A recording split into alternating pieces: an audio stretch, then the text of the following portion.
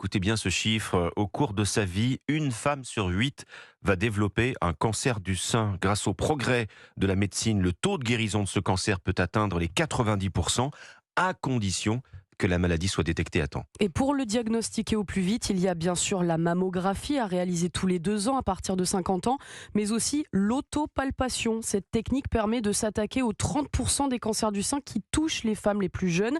L'autopalpation, une pratique encore peu connue des femmes qui pourtant sauve des vies.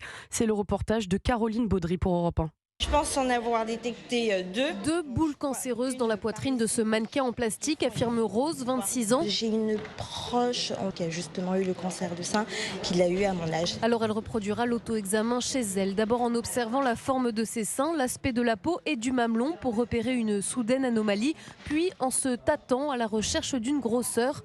Olivia, 53 ans, suit la formation pour ne jamais oublier ce geste qui l'a sauvée. J'ai eu 2 cancers du sein, c'est moi qui les ai trouvés à l'autopalpation. J'avais 40 ans et sous la douche, en fait, c'était en me lavant, j'ai senti une boule. Si je ne l'avais pas fait, clairement, je serais morte aujourd'hui, quoi. C'est bien qu'Octobre Rose soit là pour mettre le sujet sur la table, parce que sinon, avec mes collègues, je leur dis pas, palpez-vous les seins. Pourtant, cela doit être un réflexe. Dès l'adolescence, insiste l'animatrice Julie Verdoux, infirmière en cancérologie. Ça prend entre 5 à 10 minutes. C'est bien d'essayer de le faire tous les mois. Entre 2 mammos, on peut faire ça. Quand il n'y a pas encore de mammos dans l'année, entre 2 rendez-vous chez les gynécos, c'est toujours bien de faire ça. Les cancers chez les moins de 50 ans sont plus agressifs, précise-t-elle, car les cellules, y compris cancéreuses, se renouvellent et se multiplient beaucoup plus vite que chez les femmes plus âgées. Un reportage de Caroline Baudry pour Europe 1.